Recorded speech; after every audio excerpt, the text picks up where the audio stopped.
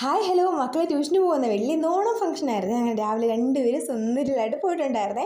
ഇടയ്ക്ക് ഞാൻ പോയി നോക്കിയപ്പോഴും ഡെക്കറേഷനും കാര്യങ്ങളങ്ങ് തകർത്ത് നടക്കുന്നുണ്ട്.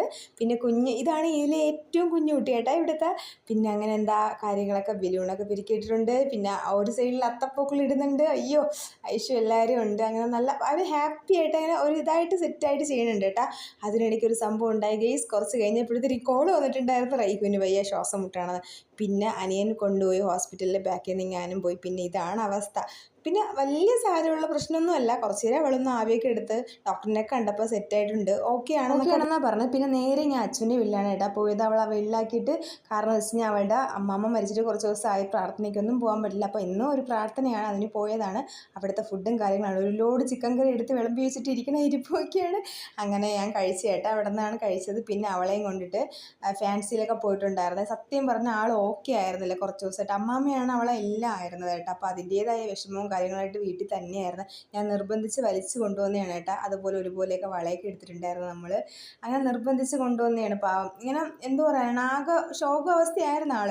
അപ്പോൾ എന്താ അങ്ങനെ നമ്മൾ കുറച്ച് കടയും കാര്യങ്ങളൊക്കെ കയറി ബുക്സും കാര്യങ്ങളൊക്കെ നോക്കിയിട്ടുണ്ടായിരുന്നു. ഇത് നോക്കി മറ്റേ റാം കെയർ ഓഫ് ആനന്ദി എന്ന് പറഞ്ഞൊരു സംഭവം ഉണ്ടായിരുന്നില്ല, ആ സംഭവം. അതിൻ്റെ മലയാളം വായിച്ചിട്ടുണ്ടായിരുന്നു. അത് ഭയങ്കര ഇഷ്ടമുള്ള ഒരു ബുക്കായിരുന്നു. അതിൻ്റെ ഇംഗ്ലീഷായിരുന്നു അത്. പിന്നെ നേരെ വേറൊരു കടയിൽ കയറി കുറച്ച് പ്ലേറ്റ് കപ്പ് അതൊക്കെ വാങ്ങിക്കാണ്ടായിരുന്നു. പിന്നെ ഇത് നോക്കിയേ, നല്ല നല്ല പഴുത്ത വാഴയ്ക്കപ്പം ഉണ്ടല്ലോ, നല്ല പഴത്തിലുണ്ടാക്കിയ പഴംപൊരിയും അതിൻ്റെ കൂടെ നല്ല എരിവുള്ള കുരുമുളക് ഇട്ട ബീഫ് കറിയായിരുന്നേ. ഇതുവരെ നമ്മൾ ഈ ഒരു കോംബോ ട്രൈ ചെയ്തിട്ടേ ഉണ്ടായിരുന്നില്ല.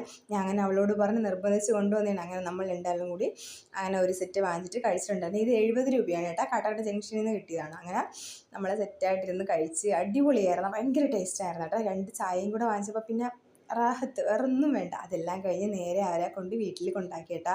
പിന്നെ എന്താ പറയാനാണ്, ഇങ്ങനെ കുറേ നാൾ കഴിഞ്ഞിട്ടൊക്കെയാണ് ഇങ്ങനെ നമ്മൾ കുറച്ചൊന്ന് ഒത്തുകൂടുന്നതും നിൽക്കുന്നത്. 5ാം ക്ലാസ് മുതലേ കൂടെ പഠിച്ച കുട്ടിയാണ് കേട്ടോ. ഇപ്പോഴും എൻ്റെ കൂടെ ഉണ്ട്, എപ്പോഴും എൻ്റെ കൂടെ ഉണ്ടാവും. അങ്ങനെ ഉറപ്പുള്ള ഒരാൾ നമുക്കുണ്ടാവില്ല, അതുപോലെ ഒരാളാണ് ഇത്. അപ്പം അത്രയേ ഉള്ളൂ. Tata bye bye, see U.